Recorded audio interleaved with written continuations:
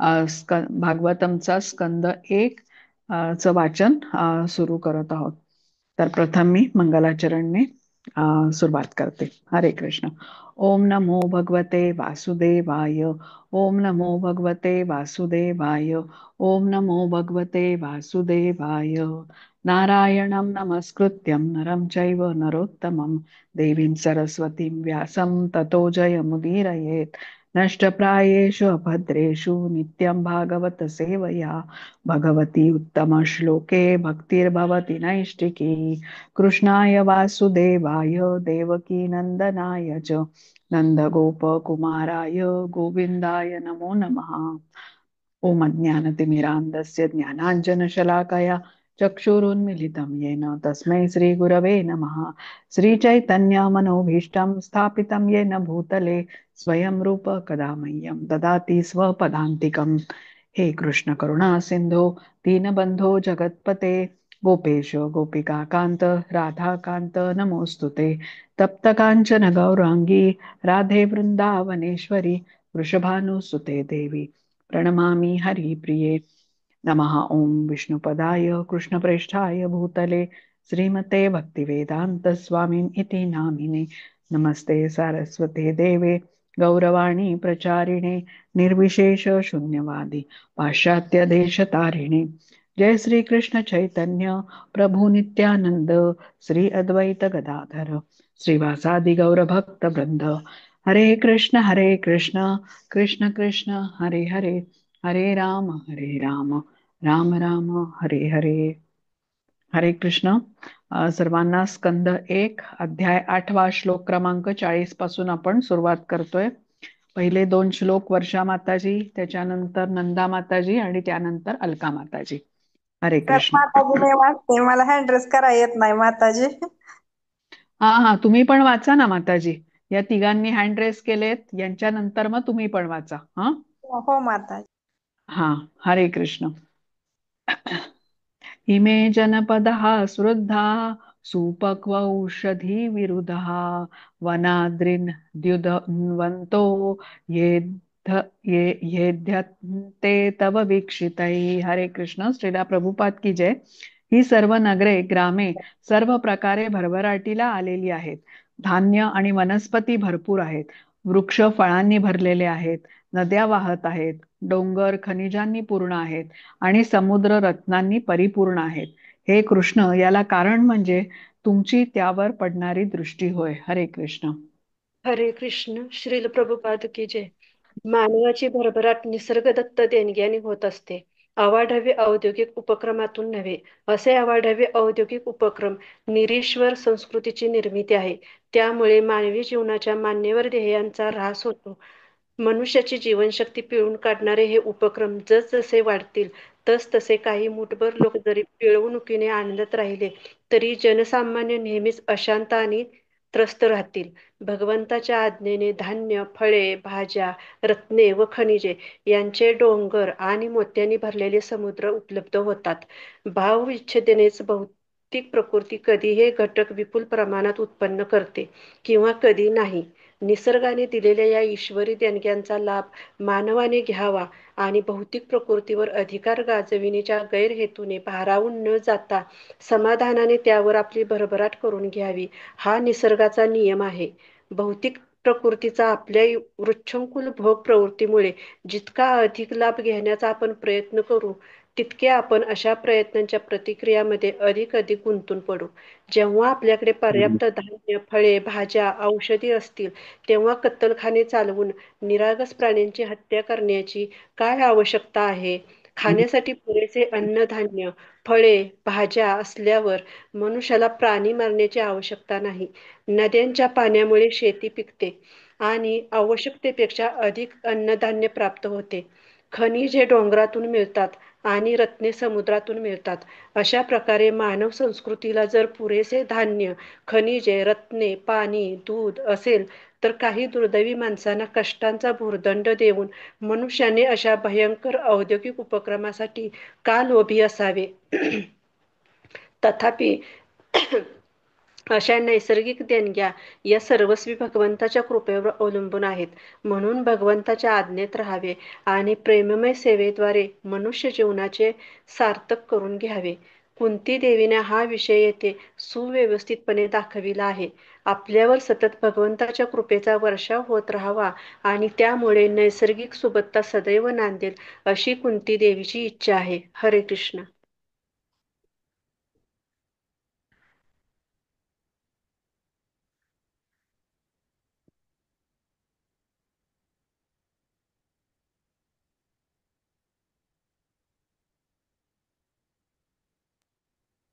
माताजी आवाज येत नाही तुमचा. हा हा सॉरी, म्यूट राहिले. हरे कृष्ण. अथ विश्वेश विश्वात्मन विश्वमूर्ते स्वकेषु मे स्नेहपाशमिमं छिंदी दृढं पांडुषु वृष्णीषु. हरे कृष्ण. श्रीला प्रभुपाद की जय. हे जगाचे स्वामी, तुम्ही जगाचा आत्मा आहात, विश्वरूपाने मूर्तिमान आहात. कृपया माझे पांडू आणि वृष्णी कुळातील स्वजनांशी असलेले दृढ स्नेहसंबंध तोडून टाका.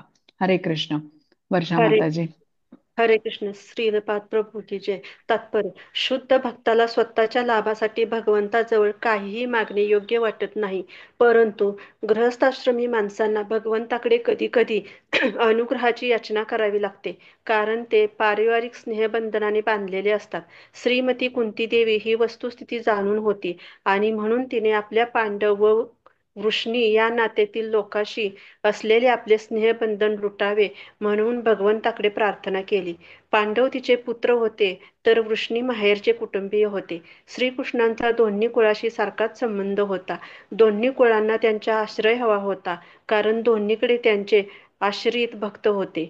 कुंती देवीची अशी इच्छा होती की श्रीकृष्णांनी आपल्या पुत्रासमवेत असावे, पण असे झाले तर तिच्या माहेरचा लाभ होणार नव्हता. या पश्चाताच्या गोष्टी तिच्या मनाला खंत लावित होत्या. म्हणून तिने स्नेहबंधनच नसावे अशी इच्छा केली. शुद्ध भक्त पारिवारिक स्नेहाची मर्यादित बंधने तोडून टाकतो आणि विस्मृत झालेल्या जीवासाठी आपल्या भक्तिपूर्ण कार्याचा विस्तार करतो. श्री चैतन्य महाप्रभूंचे अनुयायी षडस गोस्वामी हे त्याचे विशेष उदाहरण आहेत. ते सर्वच उच्चवर्णीय, श्रीमंत, सुसंस्कृत, विद्यासंपन्न अशा कुळातील होते, परंतु जनसामान्यांच्या कल्याणाकरिता त्यांनी आपल्या सुखवस्तू घरांचा त्याग केला व ते भिक्षू झाले. पारिवारिक स्नेह तोडणे म्हणजे कार्यक्षेत्र विस्तृत करणे होय. असे केल्यापासून कोणीही ब्राह्मणाच्या, राजाच्या, नेत्याच्या, भगवत भक्ताच्या पात्रतेला पोहोचत नाही. भगवंतांनी प्रभू रामचंद्राच्या अवतारात आदर्श राजाचे उदाहरण घालून दिले. त्यांनी आपल्या प्रिय पत्नीचे स्नेहबंधन तोडून आदर्श राजाचे गुण प्रकट केले. ब्राह्मण, भक्त, राजा, नेता अशा पुरुषांची मने महान असावी लागतात, तरच ते कर्तव्य पार पाडू शकतात. श्रीमती कुंती देवीला याची पूर्ण जाणीव होती आणि अबला असल्यामुळे तिने अशा स्नेहबंधनातून सुटका व्हावी म्हणून प्रार्थना केली. भगवंतांना जगाचा स्वामी किंवा समष्टी मनाचा स्वामी म्हटले आहे आणि यातून ते कौटुंबिक स्नेहाची दृढ ग्रंथी तोडण्यास सामर्थ्यवान असल्याचे सुचविले आहे. म्हणून कधी कधी असे अनुभवास येते की भगवंत आपल्या असमर्थ भक्तावरील स्नेहामुळे आपल्या सर्व सामर्थ्यवान शक्तीने निर्माण केलेल्या परिस्थितीद्वारे त्याची पारिवारिक स्नेहबंधने तोडून टाकतात. असे करून ते भक्ताला पूर्णपणे आपल्यावर आश्रित होण्याला भाग पाडतात आणि आपल्याकडे येण्याचा भक्ताचा मार्ग मोकळा करतात. हरे कृष्ण. हरे कृष्ण. त्वयि मे अनन्य विषया मतिर्मधुपते सुकृत रतिमुद्वहता दद्धा गंगेवौघ मुदन्वती. हरे कृष्ण. श्रीला प्रभुपाद की जय. हे मधुपती, ज्याप्रमाणे गंगा कोणत्याही अडथळ्याविना सागराकडे अखंडपणे वाहते, त्याप्रमाणे माझे लक्ष दुसरीकडे न लागता अखंडपणे तुमच्या ठायी स्थिर लागावे. हरे कृष्ण. नंदा माताजी. हे कृष्ण माताजी. श्रीला प्रभुपादजी की जय. तात्पर्य: जेव्हा भगवंतांच्या प्रेममय सेवेत पूर्णपणे लक्ष केंद्रित होते, तेव्हा भक्तीची पूर्ण अवस्था प्राप्त होते. स्नेहाची सर्व बंधने तोडणे याचा अर्थ इतरांवर प्रेम करणे थांबविणे असा मुळीच नाही.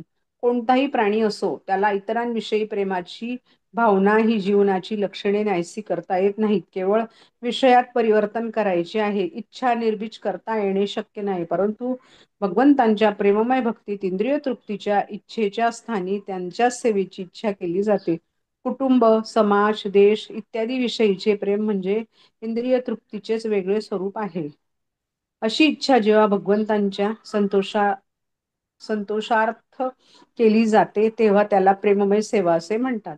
भगवद्गीतेत आपल्याला दिसते की अर्जुन आपल्या बंधू विरुद्ध आणि नात्यातील मंडळी विरुद्ध लढण्यास इच्छुक नव्हता. हे त्याच्या स्वच्छ इच्छांची पूर्ती करण्यासाठीच होते. परंतु जेव्हा त्याने भगवंतांच्या गीतेच्या रूपातील संदेश ऐकला तेव्हा निर्णय बदलून भगवंतांची सेवा केली. असे केल्याने तो भगवंतांचा प्रसिद्ध भक्त झाला.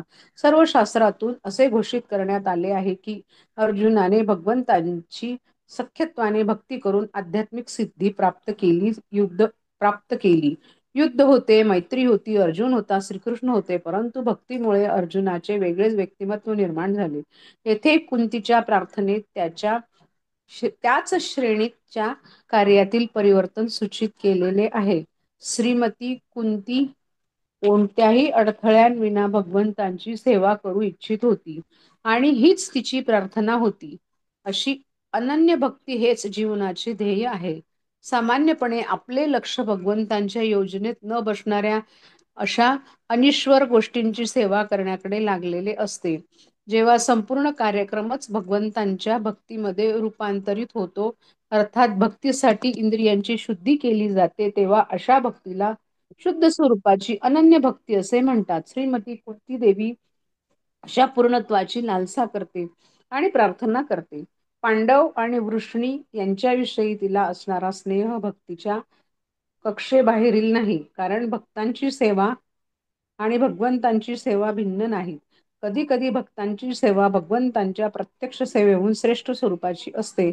परंतु येथील कुंती देवीचे पांडव व वृष्णी यांच्यावरील प्रेम कौटुंबिक नात्यावर आधारित होते. भौतिक संबंधातून झालेला स्नेहबंध हा माईक असतो, कारण शरीर व मनाशी असलेले नाते हे बहिरंग शक्तीच्या प्रभावाने निर्माण होते.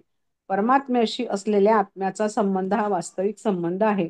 कुंती देवी पारिवारिक संबंध तोडू इच्छित आहे, याचा अर्थ असा आहे की ती शारीरिक संबंध तोडू इच्छित होती. असा संबंध भौतिक बंधनाला कारण असतो, परंतु आत्म्याचा संबंध मुक्तीचे कारण आहे. हे आत्म्यातील नाते परमात्म्याच्या माध्यमाने जोडले जाते. अंधारात पाहणे हे पाहणे नाही, परंतु सूर्यप्रकाशात पाहणे म्हणजे सूर्याला पाहणे आणि सर्व काही पाहणे आहे. तसे अंधारात कधीच शक्य नाही. हा भगवत भक्तीचा मार्ग आहे. हरे कृष्ण. हरे कृष्ण. श्री कृष्ण कृष्ण सख वृष्णर्युषभाव निधृग राजन्य वंश दहनान अपवर्ग वीर्य गोविंद गोद्विज सुराति हरावतार योगेश्वराखिल गुरु भगवन नमस्ते.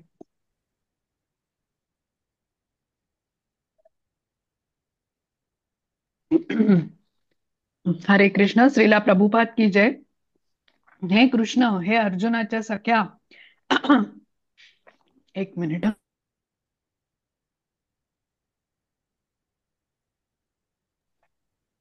हे वृष्णीकुल प्रमुखा, पृथ्वीवर त्रास उत्पन्न करणाऱ्या राजवंशाचे तुम्ही निर्दालन करता. तुमचे सामर्थ्य अविनाशी आहे. तुम्ही दिव्य धामापती आहात. तुम्ही गोवंश, भक्त, ब्राह्मण यांचे कष्ट निवारण करण्यासाठी अवतीर्ण होता. तुम्ही योगशक्तींचे अधिपती आहात. तुम्ही अखिल विश्वाचे उपदेशक आहात. तुम्ही सवैश्वर्य पूर्ण असे भगवान आहात. मी तुम्हाला सादर प्रणाम करते. हरे कृष्ण. हरे कृष्ण. तात्पर्य. येथे कुंती देवी भगवंतांचे सारांश रूपाचे वर्णन करीत आहे. सर्व शक्तिमान भगवंतांचे नित्य असे दिव्यधाम आहे. तेथे हे सुरभी गायीचे पालन करतात. तेथे शेकडो सहस्रो सौभाग्य देवता लक्ष्मी यांची सेवा करतात. ते या भौतिक जगात आपल्या भक्तांचा उद्धार करण्यासाठी आणि ज्यांच्यावर शासनाचा भार असूनही उत्तरदायित्व पार न पाडता केवळ त्रास उत्पन्न करणारे राजकीय पक्ष अथवा राजे या स्वरूपातील जी तत्वे आहेत त्यांचा नाश करण्यासाठी अवतीर्ण होतात. ते विश्वाची उत्पत्ती, पालन, संहार करणारे असून त्यांचे सामर्थ्य परिपूर्ण असून त्यांची शक्ती ह्रास पावत नाही. गाय, भक्त, ब्राह्मण यांच्यावर भगवंतांचे विशेष लक्ष असते, कारण ते प्राणीमात्रांच्या कल्याणातील महत्वाचे घटक आहेत. हरे कृष्ण. गाय, भक्त, हरे ब्राह्मण. कृष्ण. आता हे 2 श्लोक अलका माताजी, त्याच्या पुढे विमल माताजी 2 श्लोक. हरे कृष्ण. सूत उवाच पथयेत्थं कलपदै परिणुताखिलोदयः मंदं जहास वैकुंठो मोहयन्नीव मायया. हरे कृष्ण. श्रीला प्रभुपाद की जय. सूत गोस्वामी म्हणाले, आपल्या कीर्तीचे गान करणारी निवडक शब्दांनी कुंती देवीनी केलेली स्तुती ऐकून भगवान हळुवारपणे हसले. ते हास्य त्यांच्या मायेप्रमाणेच मोहात पाडणारे होते. हरे कृष्ण. हरे कृष्ण माताजी, दंडवत प्रणाम. तात्पर्य श्रील प्रभुपादजी द्वारा. श्रील प्रभुपादजी की जय. जगात जे काही मोहात पाडणारे आहे ते सर्व भगवंतांचे प्रतिनिधित्व करते. भौतिक प्रकृतीवर अधिपत्य गाजवण्याच्या प्रयत्नात संघर्षशील असणारे बद्ध जीवात्मेही भगवंतांच्या मायावी शक्तीने मोहित झालेले असतात, परंतु त्यांचे भक्त मात्र वेगळ्या प्रकारे त्यांच्या कीर्तीने मोहित झालेले असतात. तसेच त्यांचे कृपापूर्ण आशीर्वाद त्यांच्यावर असतात. ज्याप्रमाणे विद्युत शक्ती अनेक उपकरणात कार्य करते, त्याप्रमाणे त्यांची शक्ती निरनिराळ्या प्रकारांनी दृग्गोचर होते. श्रीमती कुंती देवींनी त्यांच्या कीर्तीचा काही अंश प्रस्तुत करीत त्यांची प्रार्थना केली आहे. त्यांचे सर्व भक्त अशा निवडक शब्दांनी त्यांची आराधना करतात आणि म्हणून त्यांना उत्तम श्लोक असे म्हटले जाते. अर्थात कितीही निवडक शब्द घेतले तरी त्यांच्या कीर्तीचे वर्णन करण्यात ते पुरेसे नाहीत. तरीही ज्याप्रमाणे पिता आपल्या बोलण्याचा प्रयत्न करणाऱ्या वाढत्या मुलाच्या बोबड्या मुलांनी प्रसन्न होतो, त्याप्रमाणे ते अशा प्रार्थनांनी प्रसन्न होतात. माया शब्द भ्रम आणि दया ह्या 2 अर्थांनी योजिला आहे. या ठिकाणी माया शब्द भगवंतांची कुंती देवीवर असलेली कृपा या अर्थाने योजिलेला आहे. श्रील प्रभुपादजी की जय. हरे कृष्ण. हरे कृष्ण. तांबाढमी पुत्यपामंत्र्य प्रविश्य गजसावयं स्त्रियश्च स्वपुरं यास्यन् प्रेमणा राज्ञा निवारितः. हरे कृष्ण. श्रीला प्रभुपाद की जय. याप्रमाणे कुंती देवीच्या प्रार्थनांचा स्वीकार करून भगवान हस्तिनापुराच्या राजवाड्यात प्रवेश करते झाले. त्यांनी तेथील इतर स्त्रियांना आपल्या प्रयाणाविषयी कळवले, परंतु निघण्यास सिद्ध झाल्यावर युधिष्ठिर महाराजांनी त्यांच्या त्यांचा प्रेमाने अनुनय केला आणि त्यांना थांबवले. हरे कृष्ण. हरे कृष्ण माताजी, दंडवत प्रणाम. तात्पर्य श्रील प्रभुपादजी की जय. तात्पर्य श्रील प्रभुपादजी द्वारा. श्रील प्रभुपादजी की जय. द्वारकेला जाण्याचे ठरवल्यानंतर भगवान श्रीकृष्णांना कोणीही थांबवू शकत नव्हते, परंतु युधिष्ठिर महाराजांनी केवळ काही अधिक दिवस त्यांच्या समवेत राहण्याची साधी विनंती तत्क्षणी परिणामकारक ठरली. त्याचा अर्थ असा की भगवंतावरील स्नेह हेच युधिष्ठिरांचे साधर्म्य होते आणि भगवंत त्याचा अभेर करू शकले नाही. सर्व सामर्थ्यशाली भगवंत केवळ प्रेमानेच वश होऊ शकतात. ते पूर्णपणे स्वतंत्र आहेत, परंतु आपल्या शुद्ध भक्तांच्या स्नेहाचे बंधन ते स्वेच्छेने स्वीकारतात. हरे कृष्ण माताजी. श्रील हरे प्रभुपादजी कृष्ण. की जय. आता हे 2 श्लोक विमल माताजी आणि त्याच्या पुढचे 2 सुमन माताजी. हरे कृष्ण. व्यासादैरीश्वरे हाज्ञै कृष्णेनादभूतकर्मणा प्रबोधितोऽपितिहासैः सेनाबुध्यत शुचार्पितः. हरे कृष्ण. श्रीला प्रभुपाद की जय. व्यासप्रमुख श्रेष्ठ ऋषीमुनींनी आणि अद्भुत कर्मा सर्व शक्तिमान भगवान श्रीकृष्णांनी इतिहासातील उदाहरणे देऊन युधिष्ठिरांची समजूत घातली, तरी सुद्धा दुःखाने व्यथित झालेल्या त्यांचे समाधान झाले नाही. हरे कृष्ण. हरे कृष्णा. तात्पर्य शील प्रभुपाद्वारे श्री प्रभुवाद की जय. कुरुक्षेत्राच्या युद्धात अगणित मनुष्यानी झाली आणि विशेषत याच कारणामुळे युधिष्ठिर महाराज व्यथेने खचून गेले होते. दुर्योधन सिंहासनारूढ होऊन आणि राजकारभार चालवित होता. एका अर्थी युद्ध करण्याची काहीच आवश्यकता नव्हती, परंतु न्यायाचा विचार करता युधिष्ठिराने त्याला दूर करणे आवश्यक होते. सर्व राजकारण याच गोष्टीभोवती एकवटले होते आणि सर्व राजे अशा भारतवर्षातील प्रजनन प्रतिबंधी भावामधील युद्धात गोवले गेले. भगवान श्रीकृष्णही त्यात युधिष्ठिरांचे पक्षधर होते. महाभारताच्या आधी पर्वत कुरुक्षेत्राच्या युद्धात 18 दिवसात 64 अब्ज ना माताजी माणसे हो मारली हो. गेली हं, आणि हं. लाखो हरवली असा उल्लेख आहे. व्यवहार दृष्टीने 5 सहस्र वर्षाच्या काळातील जगामधील हे सर्वात मोठे युद्ध होते. केवळ राजसिंहासन प्राप्त करण्यासाठी झालेली प्रचंड मनुष्यानी युधिष्ठिरांना अतिशय व्यथित करीत होती. म्हणून महर्षी व्यास आणि भगवान श्रीकृष्णांनी इतिहासातील उदाहरणे त्यांना समजूत घातली. युद्धाचे कारण योग्यच होते आणि म्हणून युद्ध न्याय होते हे त्यांना पटवून सांगण्यात त्यांनी प्रयत्न केला. परंतु त्या काळाच्या अशा थोर व्यक्तिमत्वांनी समजूत घालून देखील युधिष्ठिर महाराजांचे समाधान झाले नाही. या ठिकाणी भगवान श्रीकृष्णाचा उल्लेख अद्भुत कर्मा म्हणून केला आहे. परंतु या बाबतीत ते आणि व्यास महर्षी युधिष्ठिरांचे समाधान करू शकले नाहीत. अर्थात येथे भगवान कमी पडले की काय असा प्रश्न नाही. अर्थ असा लावला पाहिजे की युधिष्ठिर महाराज आणि व्यास महर्षी यांच्या हृदयात परमात्मा म्हणून ते वास करणारे आहेत. त्यांनी यापेक्षाही आश्चर्यकारक कार्य केले, कारण त्यांची तशी इच्छा होती.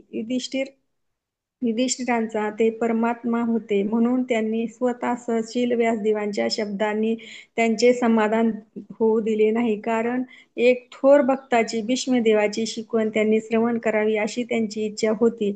भीष्मदेव शरशय्येवर पडले होते. भीष्म पितामहाची अशी इच्छा होती की आपल्या ऐहिक अस्तित्वाच्या अंतिम समयाला आपण श्रीकृष्णाचे दर्शन करून आणि आता राजसिंहासनावर आरूढ झालेल्या आपल्या युधिष्ठिरादी प्रिय प्रपुत्रांना पाहून समाधानाने प्राणत्याग करावा. युधिष्ठिर आणि त्यांचे बंधू हे सर्व त्यांचे प्रिय प्रपौत्र होते. त्यांना पित्याचा आश्रय नव्हता आणि भीष्मदेवांना त्यांच्या विरुद्ध लढण्यात मुळीच स्वारस्य नव्हते. परंतु क्षत्रिय अतिशय कडवे असतात. दुर्योधनाने भीष्माला पोसले होते, म्हणून त्याला दुर्योधनाचा पक्ष घेणे भाग पाडले होते. भगवंताची अशी इच्छा होती की भीष्मदेवांच्याच शब्दांनी युधिष्ठिरांचे समाधान व्हावे, कारण त्यामुळे भीष्मदेव ज्ञानात किती पारंगत होते हे जगाला समजेल. हरे कृष्णा. हरे कृष्ण. आह राजा धर्मसुत चिंतयन् सुहृदां वदम् प्राकृतेनात्मना विप्रा स्नेहमोह वशं गत. हरे कृष्ण. श्रीला प्रभुपाद की जय. धर्मसूत युधिष्ठिर महाराज आपल्या बांधवांच्या मृत्यूमुळे खचून जाऊन एखाद्या सामान्य सांसारिक मनुष्याप्रमाणे दुःखाक्रांत झालेले होते आणि अशा रीतीने ते विप्रवर ते प्राकृतिक स्नेहाने मोहित होऊन बोलू लागले. हरे कृष्ण. हरे हा कृष्ण. वाचा.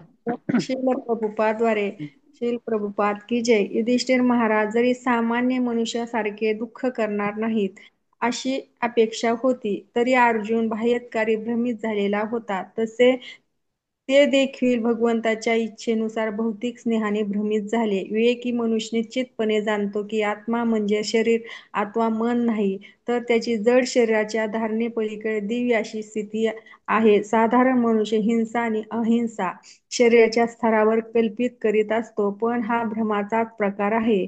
आपल्या व्यावसायिक स्थितीप्रमाणे प्रत्येक जण कर्म करण्यास बांधलेला आहे. क्षत्रिय न्यायासाठी संघर्ष करण्यात बांधलेला आहे. मग विरुद्ध बाजूस कोणीही असो, अशा कर्तव्य भौतिक शरीरे नष्ट होतात, म्हणून त्याने व्यथित होण्याचे कारण नाही. शरीर हे जीवाचे बाह्य आवरण आहे. युधिष्ठिर महाराजांना हे सर्व माहीत होते, परंतु भगवत इच्छेने ते एका सामान्य मनुष्याप्रमाणे मोहश झाले. त्या मागे दुसरे एक मोठे अभिष्ट साध्य होणार होते. स्वतः भगवंतांनी जशी अर्जुनाला शिकवण दिली होती, तशीच भीष्मदेवाकडून युधिष्ठिर महाराजांना शिकवण देण्याची त्यांची इच्छा होती. हरे कृष्णा. हरे कृष्ण. आता सुमन माताजी आणि त्याच्या हा. पुढे ज्यांना वाचायचंय त्यांनी हँड रेस करून ठेवा. अहो मे पश्यता ज्ञानम रुधिरूढं दुरात्मनः पारक्यस्यैव देहस्य बहव्यो मे औक्षहणी हर्ता. हरे कृष्ण. श्रीला प्रभुपाद की जय. युधिष्ठिर महाराज म्हणाले, पहा माझे दैव, मी अतिशय पापी मनुष्य आहे. माझे हृदय तर पहा, ते किती अज्ञानाने भरलेले आहे. हे शरीर जे अंततः दुसऱ्यांसाठी आहे, त्या शरीरानेच मी किती किती सैनिक ठार केले आहेत. हरे कृष्ण. स्क्रोल करा जरा माताजी. हा. हरे कृष्ण. कुरुक्षेत्राच्या युद्धात अनेक औक्षहिणी सैन्य मारले गेले होते. एक औक्षहिणी म्हणजे 21,870 रथ, 21,870 हत्ती, 1,09,650 पायदळ, 65,600 घोडदळ यांचा पूर्ण समूह होय. जगाचे श्रेष्ठ पुण्यश्लोक राजा युधिष्ठिर स्वतःला राजसिंहासन मिळावे म्हणून ही लढाई लढली गेली. अशा विचाराने इतक्या मोठ्या संख्येने मारल्या गेलेल्या जीवांच्या हत्येचा भार स्वतःवर घेतात. हे शरीर खरे तर दुसऱ्यासाठीच आहे. जोपर्यंत त्याच्यात प्राण आहे तो दुसऱ्याच्या सेवेसाठी आहे. त्याचा अंत झाल्यावर ते कोल्हे, कुत्रे अथवा किड्यांना खाण्याकरता असते. अशा नश्वर शरीरासाठी इतके मोठे हत्याकांड झाले या विचाराने ते उद्विग्न झाले. हरे कृष्ण. हरे कृष्ण. बालद्विज सुहृन्मित्र पितृर्भ्रातुर्गुरुद्रुह नमेस्यान्निरयान् मोक्षो यपि वर्षायुतायुतै. हरे कृष्ण. श्रीला प्रभुपाद की जय. मी अनेक मुलांना, ब्राह्मणांना, हितचिंतकांना, स्नेहांना, पित्यांना, बंधूंना, आचार्यांना ठार मारले आहे. मी लाखो वर्षे जरी जिवंत राहिलो तरी या पापामुळे माझी नरकातून सुटका होणार नाही. हरे कृष्ण. हरे कृष्ण. युद्ध झाल्यावर निश्चितच मुले, ब्राह्मण, स्त्रिया असे अनेक निरपराध जीव हत्याकांडात मृत्युमुखी पडतात. अशा जीवांना मारणे हे मोठे पाप मानले गेले आहे. हे सर्व जीव निरपराध आहेत आणि कोणत्याही स्थितीत त्यांना मारणे शास्त्राने निषिद्ध ठरवलेले आहे. युधिष्ठिर महाराजांना अशा हिंसेची जाणीव होती. या युद्धात दोन्हीकडील स्नेही, वडीलधारी मंडळी, आचार्य हे सुद्धा होते आणि ते सर्वच मारले गेले होते. अशा हिंसेचा विचार त्यांना असह्य होत होता. अशा कृत्यापायी आपल्याला लाखो वर्ष नरकात पडावे लागणार असे त्यांना वाटत होते. क्रोल होत नाही. हरे कृष्ण. हरे कृष्ण. हा, याच्या पुढचा पण वाचा माताजी.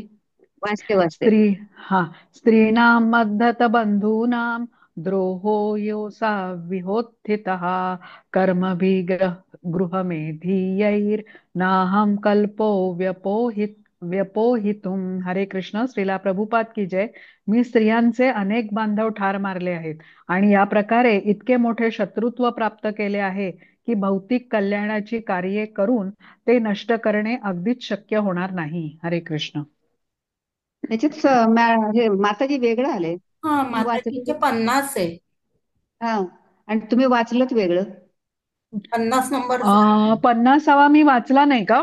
नाही. हा नाही हा, नाही बरं वाचलं. बरं. मी नाही, 51वा नाही, वाचला. बरं बरं, थांबा. हा हा हरे हा कृष्ण. हा. हा. नैनो राज्ञः प्रजा भर्तुम धर्मयुद्धे वधोद्विषाम इति मे न तु बोधाय कल्पते शासनम वचः. हरे कृष्ण. श्रीला प्रभुपाद की जय. जो प्रजेचे पालन पोषण करण्यात संलग्न आहे अशा राजाने न्याय्य करण्यासाठी हिंसा केल्यास पाप नाही, ते आवश्यक आहे, परंतु हा नियम मला लागू होत नाही. हरे कृष्ण. हरे कृष्ण. युधिष्ठिर महाराजांना असे वाटत होते की जरी ते राजकारभारात प्रत्यक्ष सहभागी नव्हते तरी दुर्योधनाने राज्य चांगले चालविलेले होते. प्रजाजनांना काही त्रास नव्हता आणि असे असताना त्यांनी केवळ त्याच्या हातातून राज्य मिळवण्याच्या लालसेपायी अनेक लोकांची हत्या घडवून आणली होती. राज्यव्यवस्थेच्या कार्यात हे हत्याकांड झालेले नव्हते आणि ते आपल्या लोभामुळेच झालेले होते. म्हणून सर्व पापाला आपणच कारण आहोत असे त्यांना वाटत होते. हरे कृष्ण. हरे कृष्ण. 51 पण वाचू आता. 51 पण वाचा, मग 52 हा आणि मग पुढचे 2 हा श्लोक सुषमा माताजी वाचतील. आणि हा त्यानंतर मग परत आपण वर्षा माताजी, अलका माताजी असं सुरू करू 2-2 श्लोक. हा हरे हा. कृष्ण. स्त्रीणां मद्धत बंधूनां द्रोहो योसा विहोत्थितः कर्मभिगृहमेधीयैर्नाहं कल्पो व्यपोहितुम. हरे कृष्ण. श्रीला प्रभुपाद की जय. मी स्त्रियांचे अनेक बांधव ठार मारले आहेत आणि या प्रकारे इतके मोठे शत्रुत्व प्राप्त केले आहे की भौतिक कल्याणाची कार्ये करून ते नष्ट करणे अगदीच शक्य होणार नाही. हरे कृष्ण. हरे कृष्ण. भौतिक समृद्धीकरिता काही कल्याणकारक कर्मे करण्याचा जे खटाटोप करतात त्यांना गृहमेधी असे म्हणतात. अशी भौतिक समृद्धी कधी कधी पापकर्मामुळे खुंटते. कारण भौतिकवादी मनुष्य भौतिक कार्याचा निर्वाह करताना पापकर्मेच करतो. मग तो त्याचा तसा हेतू असो अगर नसो, अशा पापांच्या प्रतिक्रियापासून मुक्त होण्यासाठी वेदांनी अनेक प्रकारचे यज्ञ सांगितले आहेत. जरा स्क्रोल माताजी दिसत नाही, जरा खाली करा माताजी. हा, वेदामध्ये प्रतिक्रियापासून मुक्त होण्यासाठी वेदांनी अनेक प्रकारचे यज्ञ सांगितले आहेत. वेदामध्ये असे म्हटले आहे की अश्वमेध यज्ञ करून ब्रह्महत्येसारख्या पातकापासून सुटका होते. युधिष्ठिर महाराज हा अश्वमेध यज्ञ केला होता, परंतु असा यज्ञ करूनही घोर पापापासून आपली सुटका होणार नाही असे त्यांना वाटत होते. युद्धात कोणाचे पती, बंधू, पिता, मुले लढावयास जातात, जेव्हा ते मारले जातात तेव्हा उघड शत्रुत्व निर्माण होते. अशा रीतीने कर्माची आणि त्यांच्या प्रतिक्रियांची शृंखलाच वाढत राहते. अशा कर्मफळांचे सहस्र अश्वमेध यज्ञ करूनही निराकरण होणे शक्य नसते. कर्ममार्ग तसाच आहे. एक कर्म हातून घडले की त्याची प्रतिक्रिया पाठोपाठ उत्पन्न होते आणि भौतिक कर्माची शृंखला वाढत जाते. त्यामुळे कर्ता भौतिक कर्माच्या बंधनात जखडून जातो. भगवद्गीतेत 9:27-28 यासाठी एक उपाय सुचवलेला आहे. कर्म मार्गात होणारे कर्म आणि त्याच्या प्रतिक्रिया यांना थांबवण्याकरता भगवत प्रित्यर्थ कर्म करणे हा एकच उपाय आहे. तसे पाहता कुरुक्षेत्राचे युद्ध श्रीकृष्णांच्या इच्छेने लढले गेले होते. हे त्यांच्याच शब्दात व्यक्त झालेले आहे. केवळ त्यांच्या इच्छेने युधिष्ठिरांना हस्तिनापूरच्या राजसिंहासनावर अभिषिक्त करण्यात आले होते. त्यामुळे पांडवांना कोणतेही पाप लागलेले नव्हते. पांडवांनी केवळ भगवंतांच्या आज्ञेचे पालन केले होते. जे कोणी आपल्या व्यक्तिगत हेतूसाठी युद्ध करतात त्यांच्यावर त्या युद्धाचे संपूर्ण दायित्व पडत असते. हरे कृष्ण. हरे कृष्ण. यथा पंकेन पंकांबः सूरया वा सुराकृतं भूतहत्यां तथैवैकां न यज्ञैर्माष्टुम अर्हति. हरे कृष्ण. श्रीला प्रभुपाद की जय. ज्याप्रमाणे गढूळ पाणी गाळून घेता येत नाही किंवा मद्याच्या स्पर्शाने अशुद्ध झालेले पात्र मद्याने शुद्ध होत नाही, त्याप्रमाणे मनुष्य हत्येचे परिमार्जन यज्ञातील पशु हत्येने निश्चितपणे कधीही होणे शक्य नाही. हरे कृष्ण. सुषमा माताजी. हरे कृष्ण. तात्पर्य माताजी थोडं स्क्रोल करा. हा, दिसत नाही. शील प्रभुपाद की जय. अश्वमेध यज्ञ किंवा गोमेध यज्ञ ज्यात अश्व किंवा बैल बळी दिला जात असे, अर्थातच पशूंना मारण्याच्या उद्देशाने केला जात नसे. यज्ञवेदीवर बळी गेलेल्या पशूंना नवीन जीवन दिले जात असे. त्यातून वैदिक मंत्रांची अमोघता सिद्ध होत असे. वेदमंत्रांचे योग्य रीतीने उच्चारण करून निश्चितपणे यजमानाला पापांच्या प्रतिक्रियांपासून सुटका मिळत असे. परंतु असे यज्ञ अशास्त्रीय रीतीने अयोग्य व्यवस्थापनाखाली केले तर कोणालाही पापाचे भागी व्हावे लागणारच. आजच्या कलहपूर्ण आणि दांभिकतेच्या युगात शास्त्रीय पद्धतीने यज्ञ करणारे सुयोग्य ब्राह्मण नसल्यामुळे यज्ञ करण्याची शक्यताच उरली नाही. युधिष्ठिर महाराज येथे कलियुगात यज्ञ करण्याच्या कल्पनेला नकारात्मक संकेत देतात. कलियुगात केवळ एक यज्ञ मान्य करण्यात आला आहे आणि तो म्हणजे श्री चैतन्य महाप्रभूंनी आरंभिलेला हरिनाम संकीर्तन यज्ञ हा होय. त्याचवेळी हेही लक्षात ठेवायला हवे की कोणीही हिंसेमध्ये संलग्न राहून हरिनाम यज्ञाने त्याचे परिमार्जन करण्याचा प्रयत्न करू नये. जे भगवत भक्त आहेत ते स्वार्थासाठी हिंसा करत नाहीत आणि ज्याप्रमाणे अर्जुनाने भगवंताच्या आज्ञेवरून युद्ध केले त्याप्रमाणे आपले क्षत्रियांचे कर्तव्य करण्यास देखील ते चुकत नाहीत. भगवंताच्या इच्छेने कर्तव्य केल्यावर सर्व उद्दिष्ट साध्य होते आणि हे केवळ भगवंताच्या भक्तांनाच शक्य आहे. अशा रीतीने श्रीमद भागवताच्या पहिल्या स्कंदातील कुंती देवीच्या प्रार्थना आणि परीक्षितांचे रक्षण या 8व्या अध्यायावरील भक्ती वेदांत भाष्य संपन्न. हरे कृष्ण. हरे कृष्ण. अध्याय 9. भीष्मदेवांचे महानिर्वाण. सूत उवाच. इति भीत प्रजाद्रोहात सर्वधर्म विवित्सया ततो विनशन प्रागाद यत्र देवव्रतोपतत. हरे कृष्ण. श्रीला प्रभुपाद की जय. सूत गोस्वामी म्हणाले, कुरुक्षेत्राच्या रणभूमीवर झालेल्या अतोनात मनुष्यहानीमुळे अंतःकरणात भय उत्पन्न झालेले युधिष्ठिर महाराज पुन्हा त्या रणक्षेत्राकडे गेले. तेथे भीष्मदेव शरशय्येवर मृत्यूची प्रतीक्षा करीत होते. हरे कृष्ण. वाचा माताजी पुढे माताजी. हा तात्पर्य वर्षा. हरे कृष्ण. हा सुषमा माताजी, ओके, ठीक. त्याच्यानंतर मग पुढे सांगते तुम्हाला. हा ओके. या 9व्या अध्यायात भगवान श्रीकृष्णांच्या इच्छेवरून भीष्मदेव युधिष्ठिर महाराजांना आपल्या विहित कर्तव्यांचे ज्ञान करून देतील. या मर्त्य जगाची सीमा सोडण्यापूर्वी भीष्मदेव भगवान श्रीकृष्णांची प्रार्थना करतील आणि भौतिक कर्तव्यांच्या बंधनातून मुक्त होतील. भीष्मदेवांना इच्छा मृत्यूचे वरदान होते आणि शरशय्येवर पडून राहण्याची त्यांची स्वतःची इच्छा होती. या महान योद्ध्याचा अंत ही घटनाच अशी होती की तिकडे सर्व तत्कालीन प्रतिष्ठितांचे लक्ष लागलेले होते आणि अशी सर्व मंडळी यांच्याविषयीचा आदर, प्रेम, स्नेहभाव व्यक्त करण्यासाठी त्या ठिकाणी एकत्र आलेली होती. हरे कृष्ण. हरे कृष्ण. आता तिसरा, चौथा आणि पाचवा सायली माताजी तुम्ही वाचा. हरे कृष्ण. तदा ते भ्रातरः सर्वे सदैश्व स्वर्णभूषितै अन्वगच्छन् रथै विप्रा व्यासधौम्यादयस्तथा. हरे कृष्ण. श्रीला प्रभुपाद की जय. त्यावेळी त्यांचे बंधूही सोन्याचे अलंकार घातलेले उत्तम घोडे जुंपलेल्या सुंदर रथांमधून त्यांच्या मागोमाग गेले.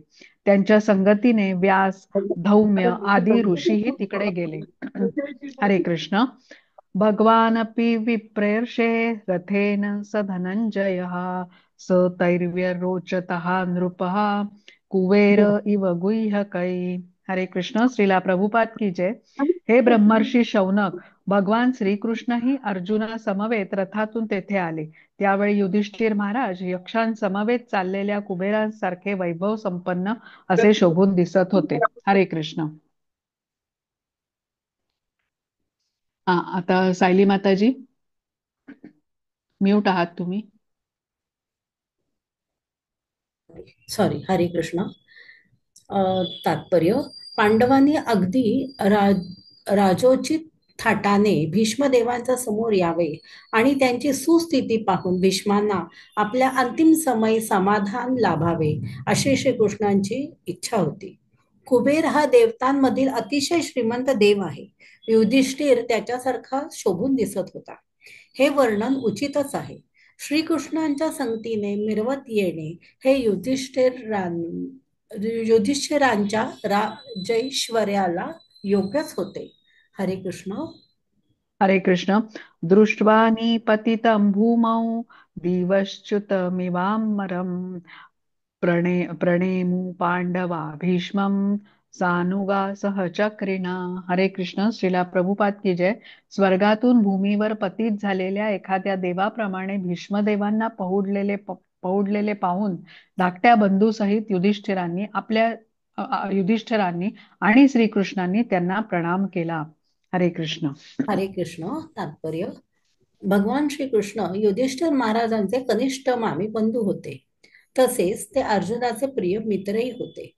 असे असले तरी सर्व पांडव परिवाराची भगवान श्रीकृष्ण साक्षात भगवंत आहेत अशी दृढ श्रद्धा होती.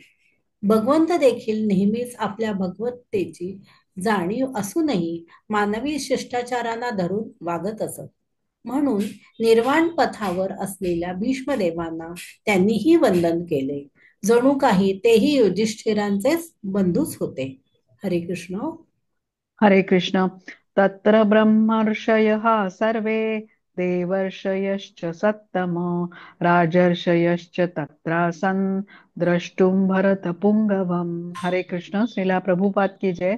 राजा भरताच्या कुळातील त्या श्रेष्ठ पुरुषाचे दर्शन घेण्यासाठी विश्वातील देवर्षी, महर्षी, राजर्षी असे सर्वच गुणसंपन्न श्रेष्ठात्मे त्या ठिकाणी एकत्र झाले होते. हरे कृष्ण. हरे कृष्ण. तात्पर्य. आध्यात्मिक प्रगतीच्या मार्गाने ज्यांनी पूर्णतः मिळवली त्यांना ऋषी म्हणतात.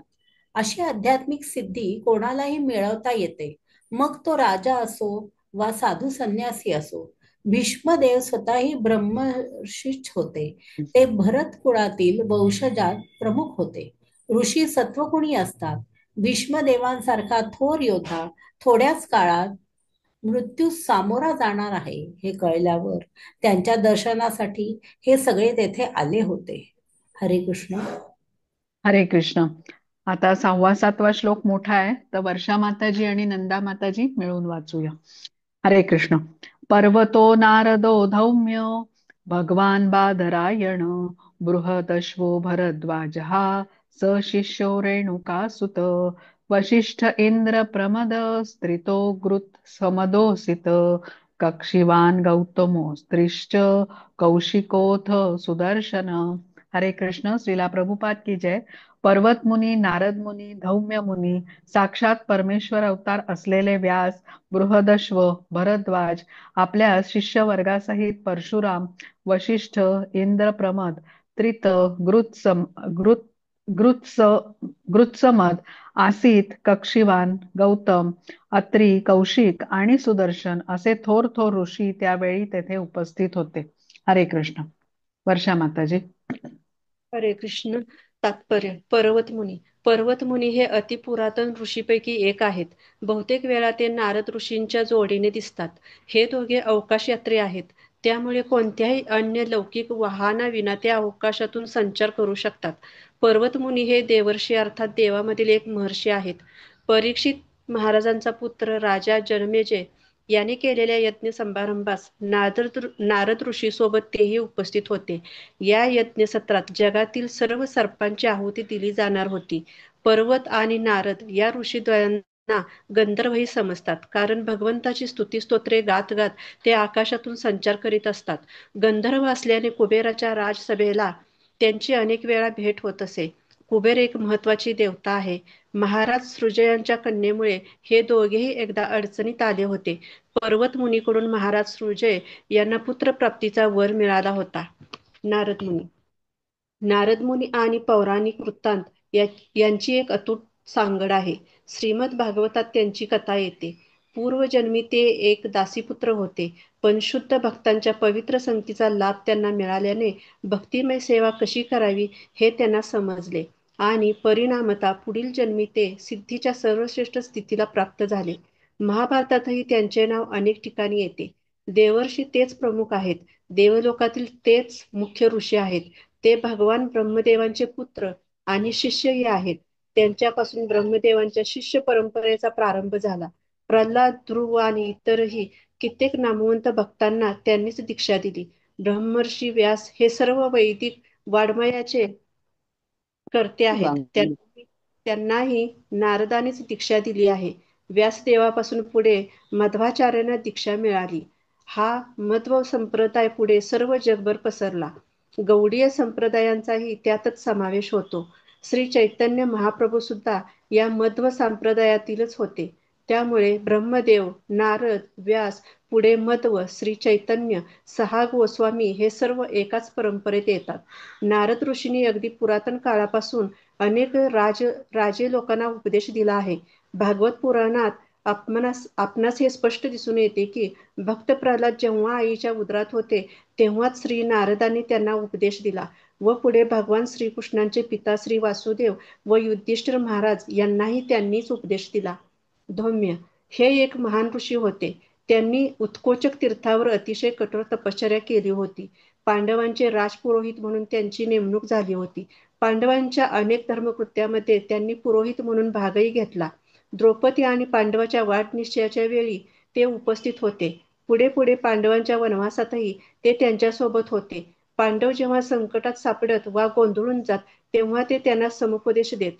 अज्ञातवासाचे वर्ष कसे काढावे या संबंधी त्यांनीच पांडवांना बहुमोल उपदेश केला आणि त्याचे तंतोतंत पालन करूनच पांडवांनी आपले अज्ञातवासाचे वर्ष काढले. कुरुक्षेत्राच्या रणांगणावर ज्यावेळी सर्व मृतवीरांचे अर्धवदेही करण्यात आले त्यावेळीही त्यांच्या उपस्थितीचा निर्देश होतो. महाभारताच्या अनुशासन पर्वात 127.15 व 16 त्यांनी युधिष्ठिर महाराजांना धर्मोपदेश केला आहे. गृहस्थाश्रमी माणसासाठी ते आदर्श पुरोहित होते.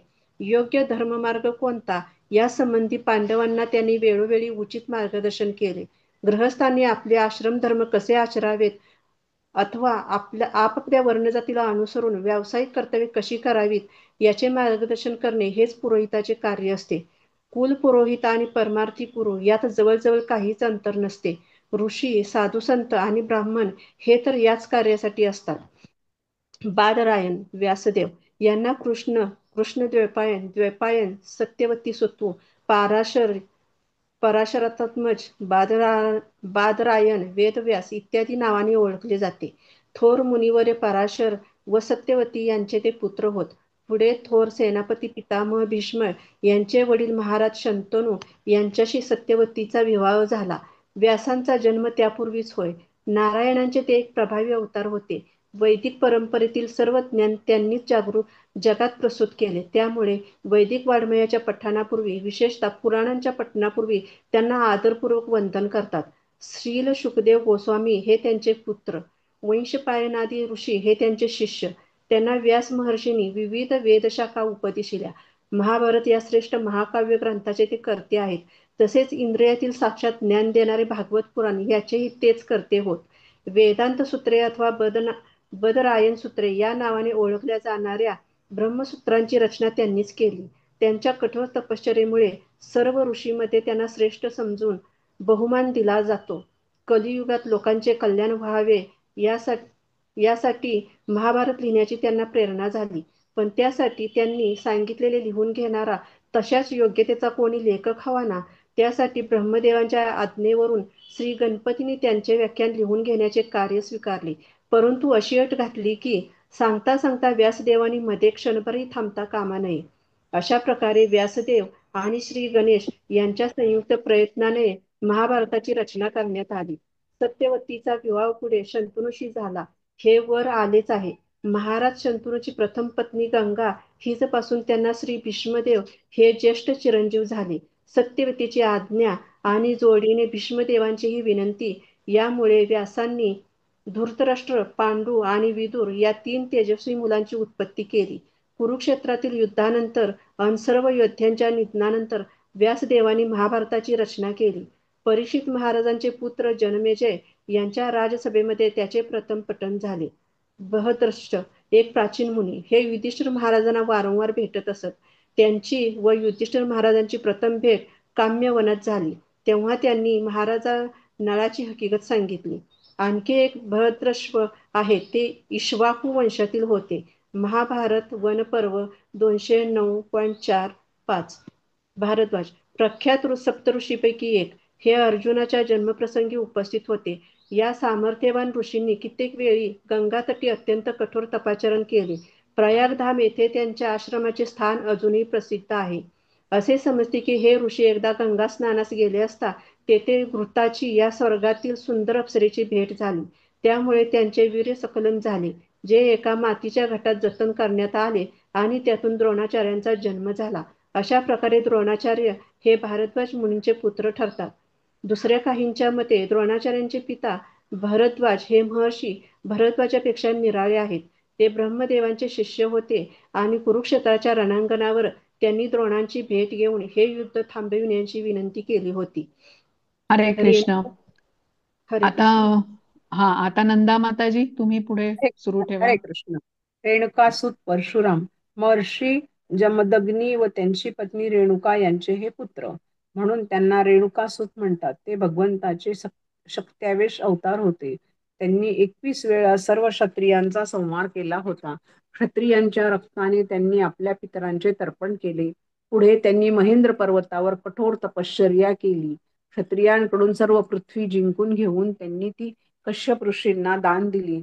द्रोणाचार्य हे ब्राह्मण असून परशुरामांनी त्यांना धनुर्वेद म्हणजे युद्ध कौशल्य शिकविले. युधिष्ठिर महाराजांच्या राज्याभिषेक प्रसंगी ते उपस्थित होते. अन्य ऋषींसोबत त्यांनी या समारंभात भाग घेतला होता. परशुराम इतके दीर्घायू आहेत की त्यांनी भगवान श्रीराम व भगवान श्रीकृष्ण या 2 भिन्न अवतारांशी भेट झाली. श्रीरामचंद्रांशी त्यांचे युद्ध झाले होते, परंतु श्रीकृष्ण साक्षात परमेश्वर असल्याचे त्यांनी मान्य केले. अर्जुनाला श्रीकृष्णासमवेत पाहून त्यांनी त्यांची प्रशंसा केली. भीष्मांनी अंबेसोबत विवाह करण्याचे नाकारले, परंतु तिला पात्र तेच पती हवे होते. तेव्हा अंबा परशुरामांना भेटली. तिच्या विनंतीवरून परशुरामांनी तिचा स्वीकार करण्याची भीष्मांना आज्ञा केली. परंतु परशुराम हे जरी भीष्माचे गुरु होते तरी भीष्मांनी त्यांची आज्ञा नाकारली. त्यावरून परशुरामाचे आणि भीष्माचे युद्ध झाले. हे युद्ध घनघोर होते. शेवटी परशुराम भीष्मांवर प्रसन्न झाले आणि जगातील सर्वश्रेष्ठ योद्धा होण्याचा वर त्यांना मिळाला. वशिष्ठ ब्राह्मणातील हे एक श्रेष्ठ ऋषी ब्रह्मर्षी वशिष्ठदेव या नावाने ते प्रख्यात होते. रामायण आणि महाभारत या काळातील ते प्रमुख व्यक्तिमत्व आहेत. भगवान श्रीकृष्ण प्रभूंच्या राज्याभिषेक समारंभात त्याकरवीच संपन्न झाला. कुरुक्षेत्रातील रणसंग्रामाच्या वेळी ते उपस्थित होते. स्वर्ग, मृत्यू, पाताळ आदी सर्व लोकात त्यांचा संचार असे. हिरण्यकश्यपूच्या इतिहासाशीही त्यांचे नाव जोडलेले आहे. वशिष्ठ व विश्वामित्र यांच्यात मोठे वैमनस्य होते. विश्वामित्रांना वशिष्ठांकडील कामधेनू, सर्व इच्छा पूर्ण करणारी गाय हवी होती. वशिष्ठांनी ती देण्यास नकार दिला. त्यामुळे क्रोध येऊन विश्वामित्रांनी वशिष्ठांचे 100 पुत्र मारले. तथापि ब्राह्मण धर्मास अनुसरून वशिष्ठांनी त्यांचे सर्व अपराध सहन केले. विश्वामित्राचा छळ असह्य झाल्याने वशिष्ठांनी आत्महत्या करण्याचे प्रयत्न केले, परंतु ते सर्व असफळ झाले. त्यांनी एका कड्यावरून उडी मारली, परंतु कड्याखालील दगडांचे रूपांतर कापसाच्या ढिगात झाले, त्यामुळे ते वाचले. त्यांनी सागरात उडी मारली, परंतु सागराच्या लाटांनी त्यांना तटावर आणले. त्यांनी नदीत उडी घेतली, परंतु नदीनेही त्यांना तीरावर आणून सोडले. या प्रकारे त्यांचे आत्महत्येचे सर्व प्रयत्न विफल झाले. तेही सप्तर्षींमधील एक ऋषी आहेत. त्यांच्या पत्नीचे नाव अरुंधती. तिच्या नावाचा एक ताराही आहे. इंद्रप्रमद आणखी एक प्रसिद्ध ऋषी. त्रिज प्रजापती गौतमांच्या 3 पुत्रांपैकी हे सर्वात कनिष्ठ. त्यांच्या वडील बंधूंची नावे एकद आणि द्वित अशी होती. ते सर्वच बंधू थोर ऋषी होते. ते धर्माचरणाचे अत्यंत कठोरपणे पालन करीत असत. सच्च्या कठोर तपश्चर्येने त्यांनी ब्रह्मलोकात स्थान मिळविले होते. एकदा त्रितमुनी विहिरीत पडले होते. त्या त्रितमुनींनी अनेक यज्ञ संपादन केले होते. इतर अनेक ऋषींप्रमाणेच मृत्यूशय्येवरील भीष्मांना अभिवादन करण्यासाठी ते आले होते. वरुण लोकातील 7 प्रमुख ऋषींमध्ये त्यांचा समावेश होतो. ते जगाच्या पश्चिमेकडील देशातून आले होते. त्यावरून ते आजच्या युरोपियन देशातील असणे संभाव्य वाटते. त्या काळी सर्व जगात वैदिक संस्कृती नांदत होती. गृत्समदह स्वर्गातील ऋषींपैकी एक, इंद्राचे अतिशय जवळचे स्नेही. त्यांची थोरवी बृहस्पती समान होती. ते नेहमीच युधिष्ठिर महाराजांच्या राज्यसभेत भेट देत असत. भीष्मांच्या निर्वाण प्रसंगी ते उपस्थित होते. युधिष्ठिर महाराजांना अनेक वेळी त्यांनी शिवपराक्रमाच्या कथा सांगितल्या. ते वितहव्यांचे पुत्र होते आणि रूपाने अगदी इंद्रासारखे दिसत. कित्येक वेळी इंद्रशत्रूंची त्यामुळे फसगत होई व इंद्राऐवजी ते यांनाच पकडीत. ते ऋग्वेदावरील एक महापंडित होते, त्यामुळे त्यांना ब्राह्मण समाजात अतिशय मान होता. ते अखंड ब्रह्मचारी होते. कोणत्याही अर्थाने पाहता ते महासामर्थ्यशाली होते. असित या नावाचा एक राजाही होऊन गेला, पण येथे त्याचा उल्लेख आहे. ते असित देवल ऋषी होत. ते एक तत्कालीन महान संत होते. त्यांनी महाभारतातील 15,000 श्लोक आपल्या पित्याला समजावून सांगितले होते. महाराज जन्मेजयाच्या सर्पसत्रातील तेही एक अधिकारी होते. युधिष्ठिरांच्या राज्याभिषेक प्रसंगी अनेक ऋषींसोबत तेही उपस्थित होते. युधिष्ठिरांना अंजन पर्वतावर त्यांनी उपदेश दिला होता. ते एक थोर शिवोपासक होते. कक्षीवान गौतम मुनींचे पुत्र आणि महर्षी चंडकौशिक यांचे पिता. युधिष्ठिरांच्या राज्यसभेचे ते एक सदस्य होते. अत्री हे महान ब्रह्मर्षी ब्रह्मदेवांचे मानसपुत्र होत. ब्रह्मदेवांचे सामर्थ्यच एवढे प्रचंड की मनात पुत्रांसाठी केवळ संकल्प केल्यानेही त्यांना पुत्रलाभ होई. माय गॉड. ते ब्रह्मदेवांच्या 7 मानसपुत्रांपैकी एक आणि 7 श्रेष्ठ ब्रह्मर्षींपैकी एक होते. त्यांच्याच वंशात त्यांचा जन्म झाला. अत्री मुनींना 2 क्षत्रिय पुत्र होते. ते पुढे राजे झाले. अधर्म राजा हा त्यापैकी एक. याची गणना 21 प्रजापतींमध्ये होते. अनुसूया ही त्यांची पत्नी. या ऋषींनी परीक्षित महाराजांच्या अनेक यज्ञांमध्ये सहाय्य केले. कौशिक युधिष्ठिर महाराजांच्या राज्यसभेचे नित्य सदस्य असलेल्या ऋषींपैकी हे एक. काही वेळी भगवान श्रीकृष्णांशी त्यांची भेट झाली आहे. याच नावाने अन्य कित्येक ऋषी आहेत. सुदर्शन, देवादिदेव भगवान श्रीकृष्ण विष्णू यांचे हे चक्र आपले शस्त्र म्हणून स्वीकारले आहे. हे शस्त्र अतिशय परिणामकारक आहे. याचा प्रभाव ब्रह्मास्त्र किंवा तत्सदृश घातक शस्त्रांपैकी कितीतरी अधिक आहे. काही वैदिक ग्रंथात असे सांगितले गेले आहे की अग्निदेवतेने हे शस्त्र भगवंतांना अर्पण केले. ज्याप्रमाणे भीष्मक महाराजांनी आपली कन्या रुक्मिणी श्रीकृष्णांना अर्पण केली, त्याप्रमाणे अग्निदेवाने हे शस्त्र भगवंतांना अर्पण केले. भगवान भक्तांकडून अशा भेटी स्वीकारतात. मूलतः सर्व काही त्यांचीच संपत्ती आहे. महाभारतातील आदिपर्वात या शस्त्राचे विस्तृत वर्णन आले आहे. आपला प्रतिस्पर्धी शिशुपाळ याला मारण्यासाठी भगवंतांनी या शस्त्राचा उपयोग केला होता. तसेच शाल्वालाही त्यांनी याच शस्त्राने मारले. अर्जुन हा भगवंतांचा मित्र होता. अर्जुनाने आपले शत्रू मारण्यासाठी या शस्त्राचा उपयोग करावा असे भगवान श्रीकृष्णांच्या मनात होते असे दिसते. महाभारत विराट पर्व 56.3. हरे कृष्ण. हरे कृष्ण. आता वैष्णवी माताजी आणि त्याच्या पुढचे 2 श्लोक योजना माताजी. हरे कृष्ण. अन्ये च मुनयो ब्रह्मन् ब्रह्मरातादयो मला शिष्यैरुपेता आजग्मु कश्यपांगीरसादय. हरे कृष्ण. श्रीला प्रभुपाद की जय.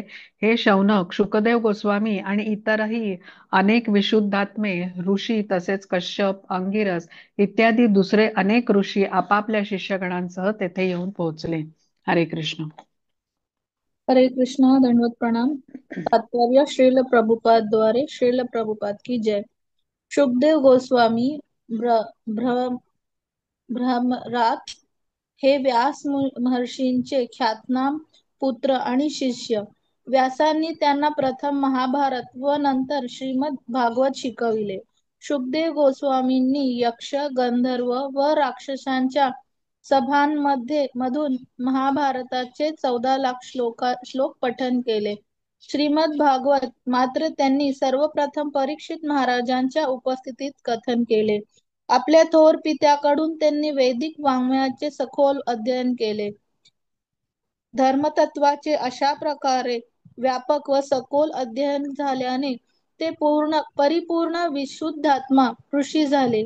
महाभारत सभा पर्व 4.11 वरून असे कळून येते की युधिष्ठिर महाराजांच्या राज्यसभेतही ते होते आणि पुढे परीक्षितांच्या प्रयोपवेशनाच्या वेळीही ते उपस्थित होते.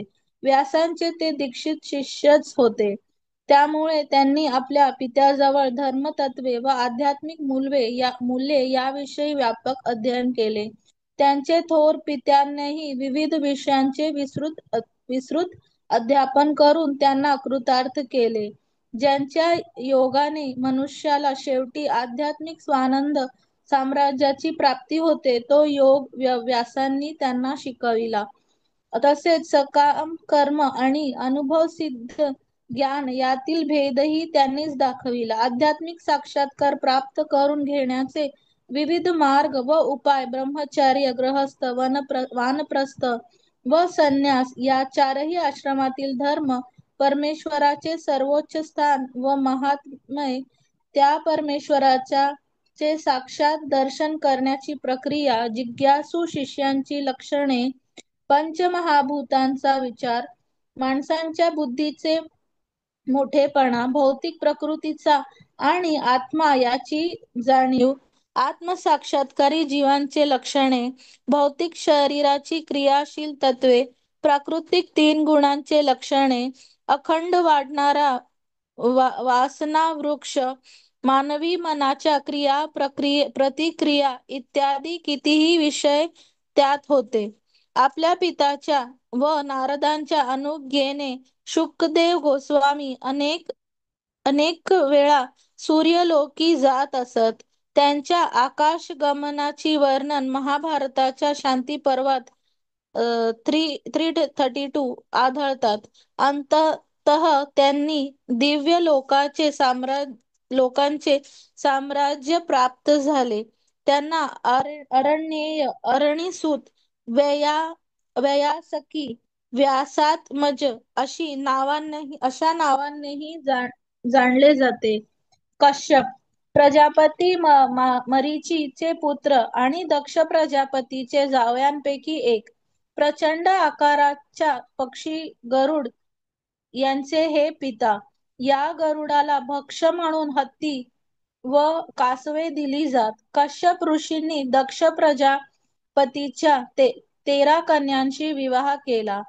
त्यांची नावे अशी: अदिती, दिती, दनु, काष्ठा, अरिष्टा, सुरसा, इला, मुनी, क्रोधवशा, ताम्रा, सुरभी, सरमा आणि तिमी.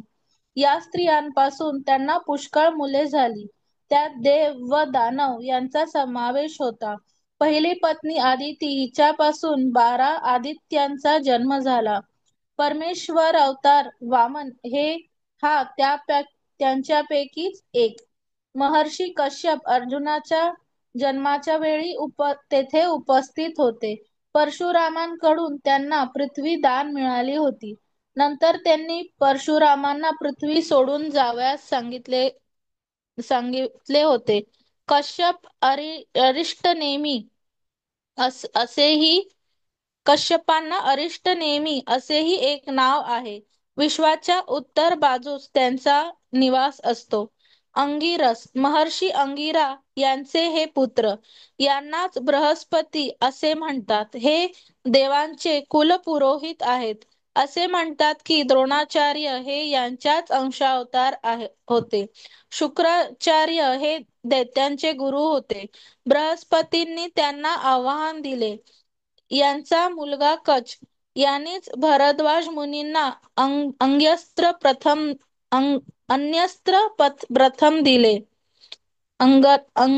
प्रथम दिले.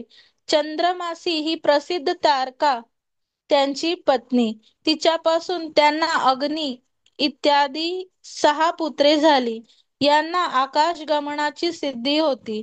तिच्या सहाय्याने ते केव्हाही इंद्रलोक, ब्रह्मलोक इत्यादी ठिकाणी जात असत. दैत्यांवर विजय मिळविण्याच्या संदर्भात यांनी स्वर्गराज देवेंद्राला परामर्श दिला होता. एकदा काही कारणाने यांनी इंद्राला शाप दिला. त्यामुळे इंद्र मृत्यू लोकात डुक्कर होऊन पडला. अशा घृणित अवस्थेत असूनही इंद्रदेवाने स्वर्गात जाणे अमान्य केले. एका डुक्कराला सुद्धा इहलोकीचे जीवन सोडून स्वर्गाचे राज्य देखील नकोसे वाटावे, अशी इहलोकाची माया प्रबळ आहे. असो, बृहस्पती हे विविध लोकातील रहिवासींचे पुरोहितही होते. हरे कृष्णा. हरे कृष्ण. आता योजना माताजी 2 श्लोक वाचतील. त्याच्या पुढचे 2 श्लोक वाचायचे असतील त्यांनी हँड रेस करून ठेवा. तान समेतान महाभागा नुपलभ्य वसुत्तमः पूजयामास धर्मज्ञो देशकाल विभागभेद. हरे कृष्ण. श्रीला प्रभुपाद की जय. अष्टवसूंमधील श्रेष्ठ असलेल्या भीष्मदेवांनी तेथे आलेल्या श्रेष्ठ व शक्तिसंपन्न ऋषींचे स्वागत करून त्यांचे आदरातिथ्य केले. कारण देशकाल परत्वे असलेली सर्व धर्मतत्वे त्यांना पूर्णपणे माहिती होती. हरे कृष्ण. हरे कृष्ण. तात्पर्य श्रीला प्रभुपादजी द्वारा श्रीला प्रभुपादजी की जय. मर्मज्ञ धर्मवेत्याला धर्मतत्वे कालपरत्वे चपलकपणी कशी वापरावयाची याचे पूर्ण ज्ञान असते. जगातील सर्वच श्रेष्ठ आचार्य, धर्मगुरू व सुधारकांनी आपले इच्छित कार्य धर्मतत्वांची देशकालानुरूप मांडणी करूनच सिद्धीस नेले आहे. जगाच्या वेगवेगळ्या भागात वेगवेगळे वातावरण आणि परिस्थिती असते. जर एखाद्याला ईश्वराचा संदेश सांगण्याचे कार्य करावयाचे असेल तर त्याने सर्व गोष्टी देशकालाशी जुळवून घेण्यात कुशल असले पाहिजे. श्री भीष्मदेव भक्ती मार्गाचे शिक्षण देणाऱ्या 12 महाजनांपैकी एक होते. म्हणून विश्वाच्या सर्व भागांतून त्यांच्या मरणशय्येजवळ आलेल्या सर्व शक्ती संपन्न साधूंचे ते स्वागत व आदर सत्कार करू शकले. त्यावेळी ते स्वतः त्यांचे स्वागत व सत्कार करण्यास निश्चितपणे अक्षम होते, कारण ते त्यांच्या निवासस्थानी नव्हते आणि शरीराने नित्याप्रमाणे आरोग्य संपन्न स्थितीतही नव्हते. परंतु शांत मनाच्या कार्यक्षमतेमुळे ते सक्षम होते. म्हणूनच अंतःकरणपूर्वक स्वागत वचने ते उच्चारू शकले आणि त्यामुळे आलेल्या सर्वांचे स्वागत झाले. मनुष्य काया वाचा मनाने कर्तव्य करतो. भीष्मदेवांना या शक्ती योग्य स्थळी उपयोगात कशा आणावयाच्या याची जाणीव होती.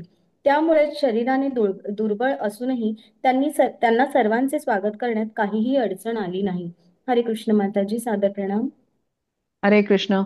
कृष्णं च तत्प्रभावज्ञ आसीनं जगदीश्वरं हृदिस्थं पूजयामास मायायोपात्त विग्रहम. हरे कृष्ण. श्रीला प्रभुपाद की जय.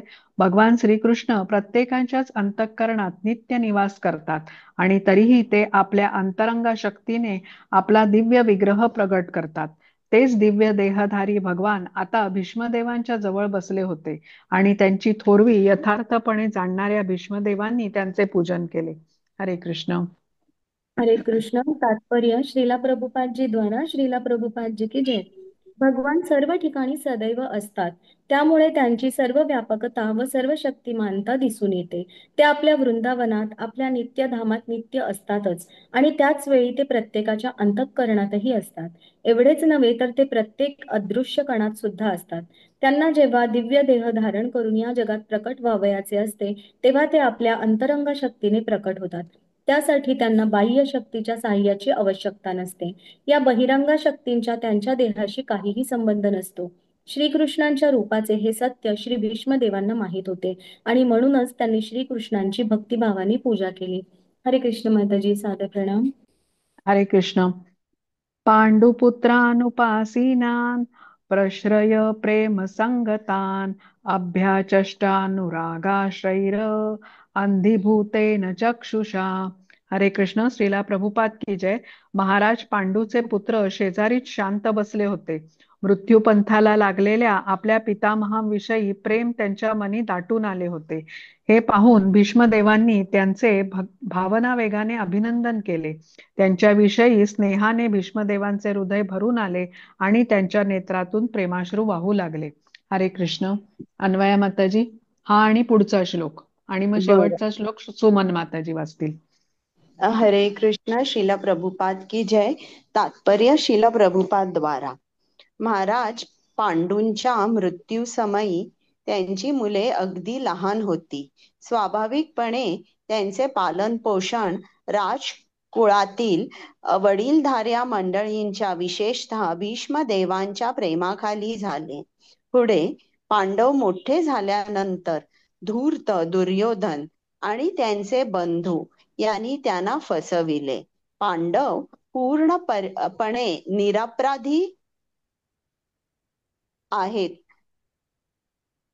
त्यांना अकारण संकटात ढकललेले जात आहे हे पूर्णपणे माहीत असूनही राजनैतिक कारणांमुळे भीष्मदेव त्यावेळी पांडवांचा पक्ष घेऊ शकले नाहीत.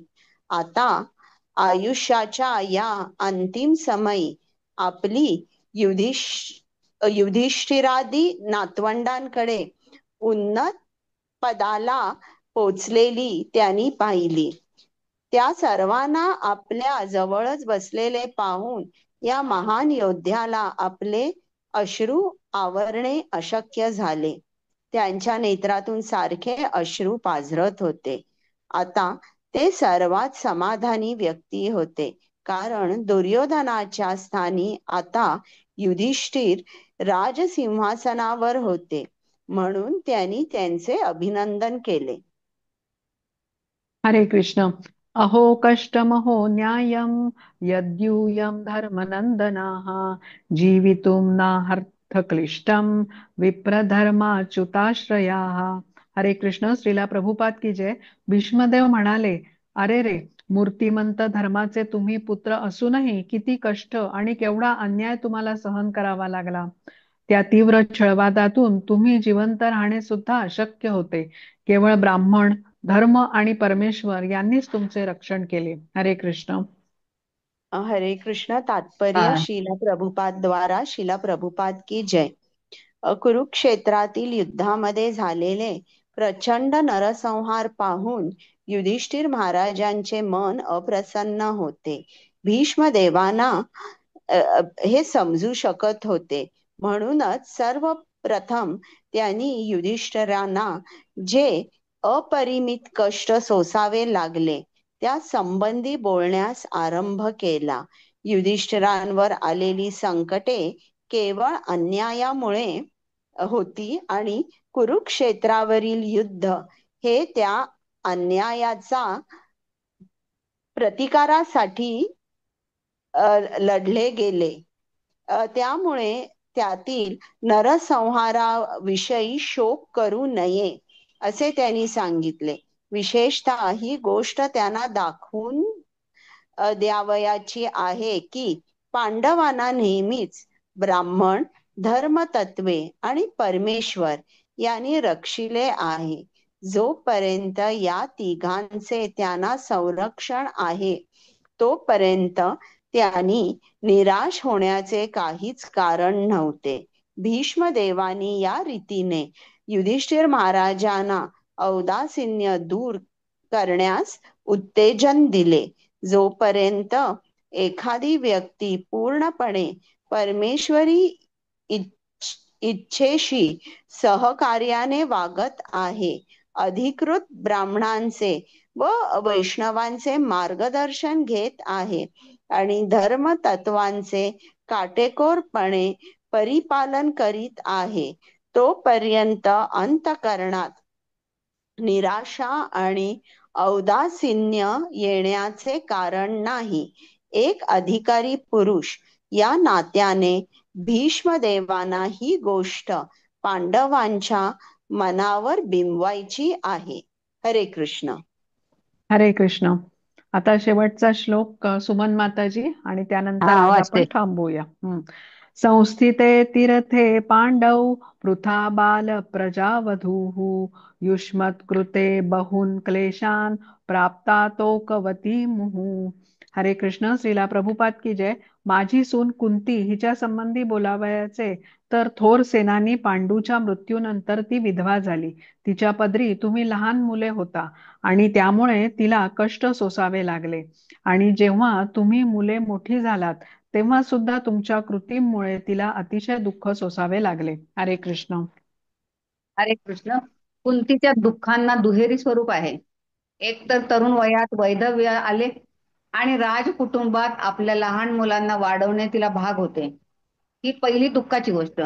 पुढे जेव्हा मुले मोठी झाली तेव्हाही त्यांच्या कृतीमुळे तिला दुःखच प्राप्त झाले. तिला दुःखच भोगत राहावे लागले. याचा अर्थ हा की दैवानेच तिच्या कपाळी दुःख भोग लिहून ठेवला होता आणि चित्त शांत ठेवून ते सोसणे एवढेच कोणालाही करता येणे शक्य होते. हरे कृष्ण. हरे कृष्ण. आता 14व्या श्लोकापासून वाचन आपण उद्या सुरू ठेवूया. हरे कृष्ण. वंशा कल्पतरुभ्यश्च कृपा सिद्धुम एव च पतितानां पावनेभ्यो वैष्णवेभ्यो नमो नमः. अनंत कोटी वैष्णववृंद की जय. श्रीला प्रभुपाद की जय. हरे कृष्णा कृष्णा कृष्णा हरे हरे, हरे राम हरे राम राम राम हरे हरे.